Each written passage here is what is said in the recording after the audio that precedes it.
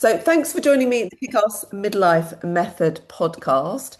And we're joined by some women from the community. I'm Rachel, your host, and we're talking about how to fuel to lose body fat, build muscle, and perform. And the number one biggest mistake holding midlife women back. So, it's really important that phrase about fueling to lose body fat because most people would think, most women would think, oh, it's all about elimination, elimination. So, summary, why and fueling is really common, how to fuel for fat loss and what you're doing, uh, what I'm seeing that is not quite right at the moment in some people's nutritional tracking. How to fuel for muscle gain, because that's again a very slightly different, nuanced approach when you switch from losing body fat into training for muscle gain. How to fuel for endurance performance. So whether it's a 5K, a 10K, whatever it is you're doing, then that again changes how you fuel for yourself, and why many people, women, are accidentally making their results, not getting the results they want. So number one is fuel for your goal, not your fear. So what do I mean by that is like most of us born or raised in this born in the 60s or 70s, some maybe 80s. I think it's no 60s, 70s, should be it's all about eat less. But your body doesn't really know whether you're trying to lose body fat, building muscle, running a marathon, completing a triathlon, just trying to stay healthy and active as you age. And so the strategy you follow with your fueling helps your body understand that. So you fuel the outcome you want. So being really clear on what the outcome is, and during the year of coaching with me, that outcome and that goal will change slightly. So you have to just be really mindful and intentional, and we're here as coaches to help you be conscious of how that shift and when that shift happens. Let me just let two more people in. So, number one is this is normally the starting point for why everybody joins the Kick-Ass Midlife Method, like body fat loss. The goal, and it's really important to get your mind around this, is not weight loss. And I still hear people on their check-in form saying, I haven't lost weight, I haven't lost weight. Is if you can really start thinking in your mindset, it is about fat loss. It's not weight loss, because if you're losing weight, you are potentially losing muscle. So you really need to make that distinction that we're not trying to lose muscle, which is potentially what a lot of women have done in the past with yo-yo diets, big juice fasts or detoxes or fasting or the 5-2 diet, all of that.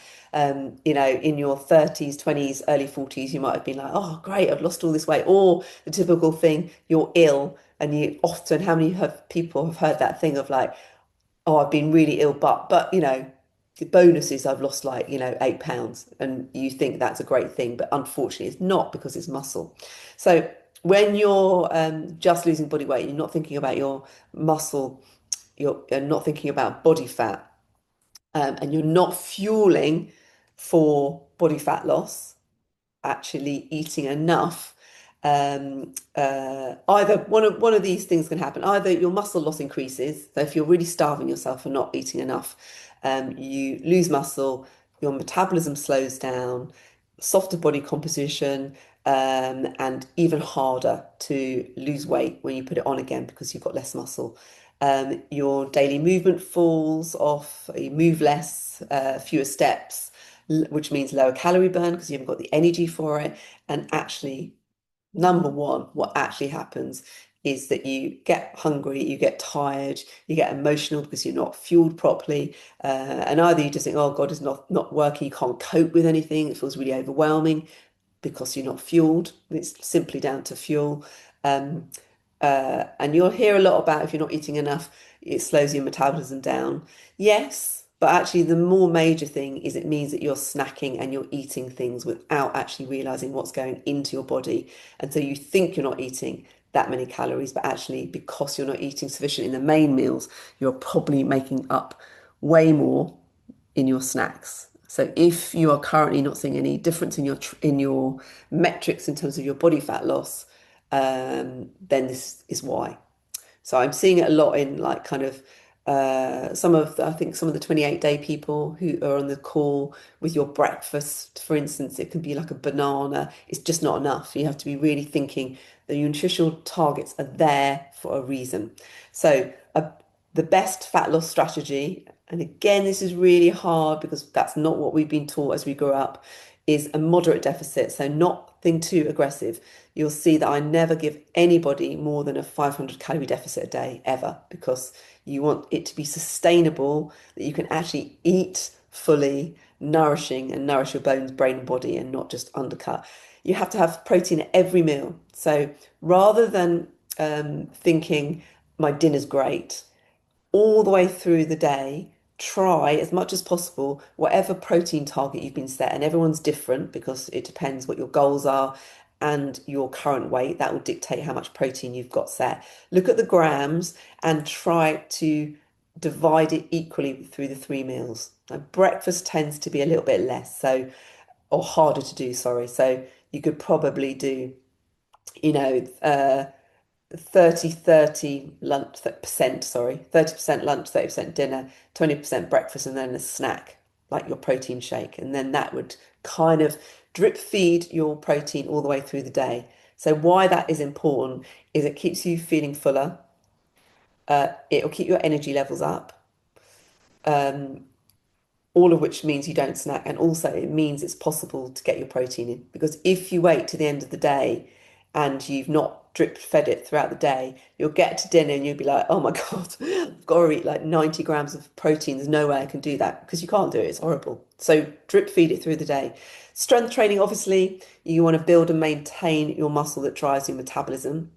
So it's not about just doing the nutrition, not the strength training. It's really important to do the strength training as well and fueling your workouts properly. So as you go into you might want to try this actually sometimes if you ever get a chance to do a lunchtime workout compared to like first thing in the morning, you might really see the difference or feel the difference in terms of your energy. So if you are doing first thing in the morning, always have something to eat first. It's not a good idea in midlife now to do a fasted workout.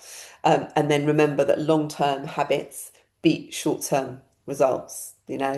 Again, we've been raised in that era where it was all like, oh, do this for a week and you'll get fast. It's totally unsustainable. If you do anything for a week, you lose muscle, you can't keep it up, you put it all back on, and you're in this cycle of feeling like you're failing all the time. It's not your failing, it's just your strategy. So this is why we do the method the way we do. So body fat loss strategy is not cutting out foods. It's about actually fueling your body by the nutritional targets that I've set each of you individually. So don't try and undercut it and buy like, oh, I'll eat less because then I'll eat more. Do it as I've set. There's a reason why. You've paid for coaching. I'm coaching you, and I set those nutritional targets. So try to hit it.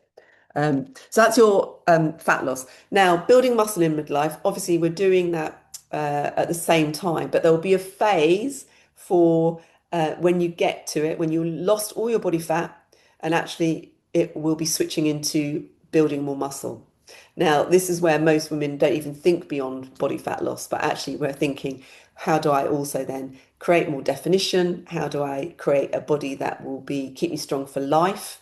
And then also, how do you do it? Because it's much more enjoyable. Once you start building muscle and you're really getting into progressive overload, it makes the workouts, I know you won't believe me, enjoyable.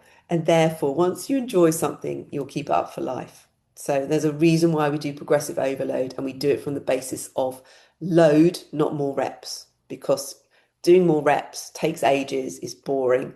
If you're loading, then eventually, once your mind gets used to that, the confidence that you need in order to lift heavier, then you start to really enjoy it. So, but from a fueling point of view, your fuel needs to change because to lift a big weight, so say you get to the stage of some of the women, I don't think anyone on this call maybe, but yeah, actually there are some of the women on this call, 120% of their body weight they're lifting in their deadlift. So if you imagine the energy requirement to do that, it's a lot. So if you are not fueling properly, you can't do that, and therefore you won't be able to create the muscle. Muscle needs stimulus, and therefore it needs also the food in order to give you the energy to do it, and then the food to help you repair the muscle. So Again, progressive overload, protein becomes even more important, but then also enough calories to allow you to do it. So typically, what we do with someone entering a muscle composition phase, and let me be clear, as women, you will never end up like Arnold Schwarzenegger. You will never end up like one of the bikini body competitions that you see. It's really, really difficult to do that, and not something that I'd recommend looking at my knowledge of what that requires.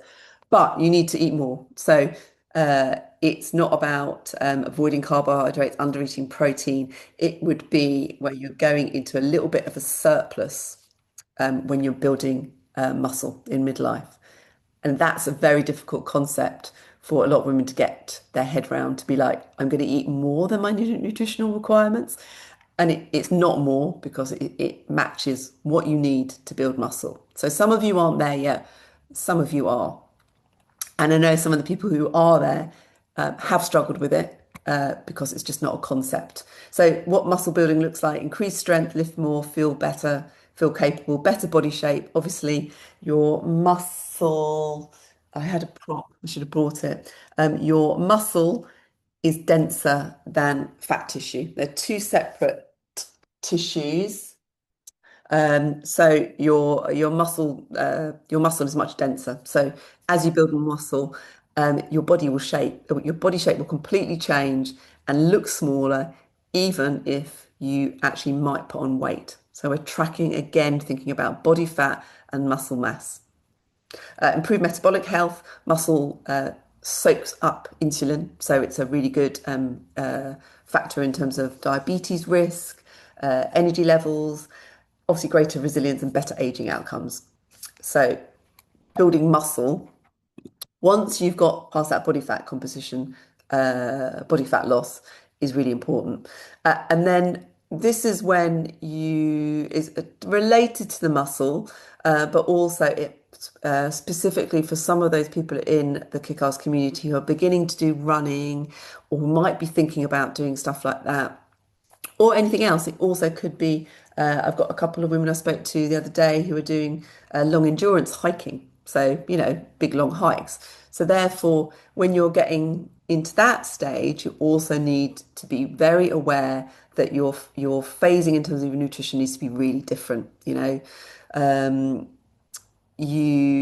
of the biggest mistakes again that I see midlife women make, and this can be around body fat loss as well, actually, because sometimes women will be like, oh well, I really want to lose weight, so if I enter a race or I enter this, it'll help me train.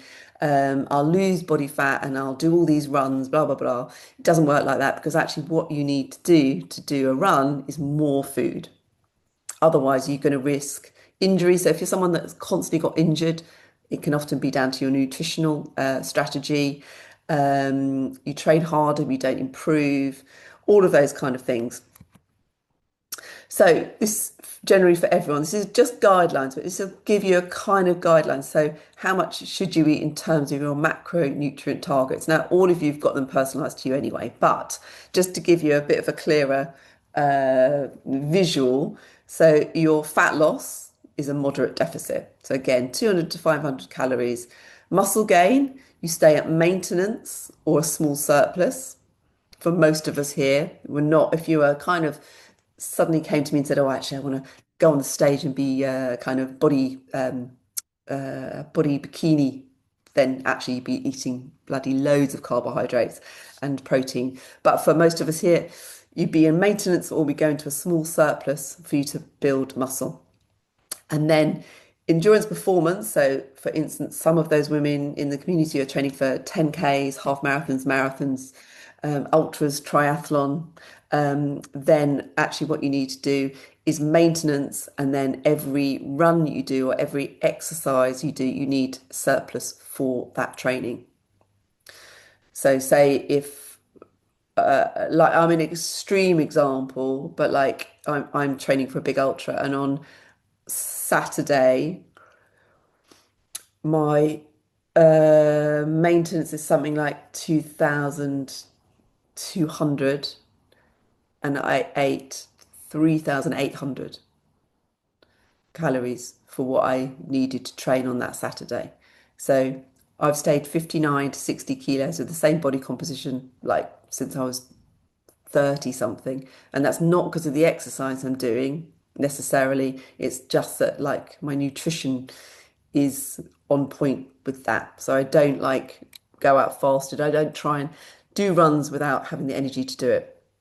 So per kilo of body weight, you're thinking protein 1.6 to 2.2, carbohydrates 3 to 7 grams, and fats 1 to 1.5. But as I say, you've got all of that. I just thought it was quite a good, like, little graphic for you to kind of see a little bit more. So signs that you are insufficiently fueled, and this goes for whether you're doing performance, body fat loss, or muscle gain. Tiredness and exhaustion. This is a big one. So if you're constantly feeling knackered, and you don't have time, you think, oh, I can't do my workout because I'm too tired or tired and moody during the day, go and look, are you actually hitting your calorific intake or are you under eating? Sometimes it's under eating. Stubborn weight gain, again, or you can't lose it, again, are you actually eating according to your nutritional targets or are you under eating and then inadvertently snacking, little snacks here and there that are totally beyond your nutritional intake. Constantly hungry, so relentless hunger and food throughout the day and thinking about it all the time. Again, either you're not eating to your calorific intake or you are, but you're not spacing it throughout the day. So just also look at the times you're eating and are you trying to skip like not have your breakfast till later and therefore you're not hungry for your lunch, so you skip your lunch and then you wonder mid-afternoon why you're absolutely ravenous and then you're not hungry for your dinner and then you eat that later and then you snack just before that. So it's about like when you're eating as well as like your calorific intake. Frequent niggles and injuries, your body can't repair without adequate fuel. So again, if you're somebody that's constantly facing injuries and niggles, that can be because of that. It's not just the recovery, because obviously you get microscopic tears in your muscle fibers when you exercise, and it's as that repairs that you create new muscle. So in order for you to get the benefits of the exercise, you need to eat enough protein. But then also, say you, for instance, you haven't eaten enough before your exercise. So say it's a run, then because you've not eaten enough, then your body starts to fall out of good biomechanics, and therefore you change the way you move, and then you can get knee injuries because you've not eaten enough before the run. Or, for instance, if you've not eaten enough before a big lift, and you're like, therefore you're not kind of, it's affected your alertness and clarity because that affects your brain as a muscle. It needs energy. So say if you go into the gym and you've got this big lift to do and you haven't eaten, then your brain might be a bit clouded and you might not be fully kind of engaging into like, is my body in the right position before that lift? Am I tracking through all the little techniques that I need to in order to do this big deadlift? Poor sleep. So if you're someone suffering from poor sleep, I think a lot of us on this call might be. Obviously, it is hormonally related, but it also can be insufficient fueling. And then digestive issues suffers when you're under-resourced. So all of those things, which can often be contributed to hormones, and I'm not saying that hormones aren't related as well, but be very aware that it can be very nutrition driven as well. So what's holding you back? So this is something for you to think about. Are you scared for those people who are doing now in the muscle phase or endurance training for something? Are you scared that eating more will stop fat loss? So all of these questions, I think, are still very prominent in women's minds because I know that when I put anybody's calories up beyond maintenance, even to maintenance, actually, people freak out. They think they're going to gain loads of weight. Maintenance, just to be really clear, maintenance means if you eat your calories to maintenance, you will stay exactly the same weight as you are. So if you've suddenly, like, if you've lost weight, you've hit your body fat loss goals, and I put you on maintenance, because you're eating more calories than you were in the body fat loss phase, you don't put on weight. Those calories are specific to help you maintain your current weight. So if you do put on weight, again, look at your tracking because you should be maintaining. Do you use exercise primarily to burn calories? Now, I'm still coming across this with some women. Like, for instance, if people are injured and they're not being able to do maybe all the exercise they want to do, I'm still getting people freaking out, going, "Oh, well, I can't do it, so it's not worth it because it's not going to work." Body fat loss has nothing to do with the exercise; it's all to do with the nutrition. So be very careful and check yourself if you're thinking, I've done all my workouts, for instance, this week. Why have I not lost weight? Got nothing to do with the workouts. The workouts are there to build your muscle, build your longevity, boost your metabolism, all of those things. The nutrition is there for you to lose body fat. Um, Just checking to go through this. I'll just whiz through this quickly because I don't think it's as relevant for a lot of you on here. Obviously, changes in midlife, lower estrogen, can relate to reduced carbohydrate utilization, how your body uses carbohydrate, increased reliance on fat metabolism, muscle loss if underfueled. So I think that's probably the one I'm just going to pick up on here for because I think that's more relevant for everyone. If you are someone who's thinking about running or going into running or got something like long term that you're thinking about for that, if you're not eating enough for your runs, your body will go to muscle and feed off your muscle to run. So that's why you can see quite sometimes you'll see lots of female older runners with like flat bums, like no bum at all, because they've just eaten all their glute muscles. So I think that's the most relevant bit from this slide, not to go too in depth about this. I think if anybody wants to talk to me about the more performance side of things, let me know and we can go through that separately. But I think for most of the people here, it's more about body composition and muscle mass. To prevent muscle loss, avoid chronic dieting, recover properly, sleep and rest, strength train, and fuel training with carbohydrates, not just protein and fat, and eat enough protein. So, muscle's your retirement fund for aging, so really protect that. But also for those in the body fat loss, eat to lose body fat. And I know that sounds totally counterintuitive, but if you just think about that, then you should reach your goal. So, any questions about any of that? It was quite a whiz through of quite a complex thing. And I would say that when you're doing any of these phases, we will talk to you about it because it requires you to really change your mindset and be very clear about you're in this phase now, you're not in that phase, and so that you slowly start to learn a little bit more about the different nuances around nutrition and your exercise and your mindset. Because as I say, all we've ever been taught, our generation, is like fat loss rather than actually building muscle and what that looks like in terms of your nutrition. I think I had a couple of things. Uh, but now at 60, would my new native be less? Yes, it would be. So that's why. So somebody asked, hang on, where am I? Sorry, I've got all of the messages actually. From what date is it today? Hang on, these are the new ones. Today. Protein shake enough before morning workout. Yeah, protein shake. I sometimes have a coffee shake, so protein with a coffee, shot of espresso in it, a bit of banana. If my maintenance calories, Gina asks, to start with were 1700 when I weighed 68, but now I'm 62. Would my new maintenance be less calories because I weigh less? Yes, exactly. And that's why for any of you listening on, that's why I ask you to update your metrics, your body weight, your body fat, and your waist, hip, and chest every week. If you don't, you're slowing down how I can coach you because I'm looking at that all the time to change your macronutrient intake. So if you don't give it to me or to Ruthie, we can't help. For those on a group program, you need to let us know in the group chat.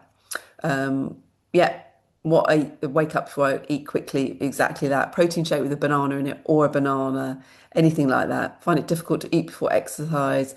What do you suggest is exactly protein shake with coffee and a bit of banana in it or some berries. I think all those questions are the same. Yeah. You will find that it's just about getting used to it. It's a bit like sometimes women find it really difficult to eat breakfast, so therefore they've gone for years without breakfast. It's not that you're like intrinsically can't eat breakfast, it's just that you've got used to this habit of doing it. And so you can just as easily get used to the habit of having the banana. And as you progressively overload, you'll be really glad of eating, and you won't find it heavy at all because actually you'll be burning it in your workout. So we're not going out and like jiggling about doing a kind of step aerobics on a banana. We're actually like lifting weights. And to be fair, I used to run fasted right up until I was probably 46, and then it just changed like that. I've been doing it for years and I just couldn't do it. And that is about your hormones changing and how you utilize carbohydrates. So I found it and fat storage, I found it impossible to do it, with any degree of success without having something after years and years and years of not having any food before working out. Any other questions? Or you all right? Doesn't have to be about this. Um, as I say, every week, if you've got a question, particularly if you're a group member and you don't have one-to-ones with us, ask a question in here because this is the best opportunity to get some personalized insight into your coaching. Um, all good? I work out around 5 p.m. if I've generally eaten well throughout the day, had my shake about 3. Yeah, that should be all right because you've kind of got quite a lot of energy. That's what I was saying as well before about if you ever had the opportunity to switch your workout one day just to test it. I always find, although I do hate working out at night just because I am habitually used to working out in the morning. So mentally, I hate it. Physically, actually, it's a little bit easier. But on balance, mentally, I find it just easier to do in the morning. But yeah, physically, because you've got more fuel. And also the other thing about doing it later in the day, when we are get up first thing in the morning, our muscles we're just static. So our muscles kind of shortened, so you can feel a bit stiffer. So in the afternoon, you've been walking around quite a lot and your muscles already warmed up. So sometimes it can feel easier as well. Concept of eating before runs and muscle loss, weight loss have been eye-opening for me in this program. Definitely lost weight the wrong way, lost muscle, the flat bum was me. Who's that? Who's Zoom user? Is that you, Helen? Yeah. But me too. Yeah, I don't know why it says it's Zoom user, but yes, it's me. Hi, Yeah, sorry. yeah. There's definitely a few flat bum syndromes going around in midlife and beyond. And I think it used to be, when you look at all of the TV fitness stars from the 80s, they're all like, actually, I don't think many of them, who was it? The Green Goddess didn't look like she had much muscle, actually, when you look back at some of the fitness people that were on TV. Cool. Anything else at all? All good? So if you're listening to this and you suddenly think, oh God, actually, I haven't updated my metrics for a while, particularly if you're in a group program, go and do it. Let me know if it's gone up or down in the group so I can actually set you some accurate parameters to go.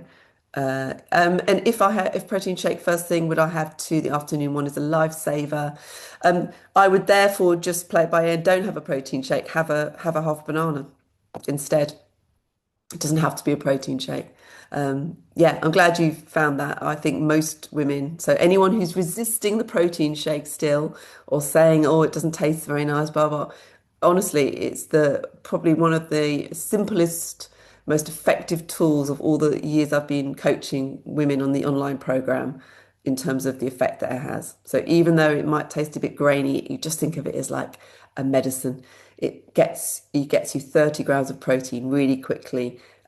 Far easier to drink it in one go than have like whatever, what, 6, 12, 18, 24. 5 eggs is 30 grams. So that's a good way of thinking about it. Cool. Have a nice evening. Nice to see you and see you on the next one. Bye.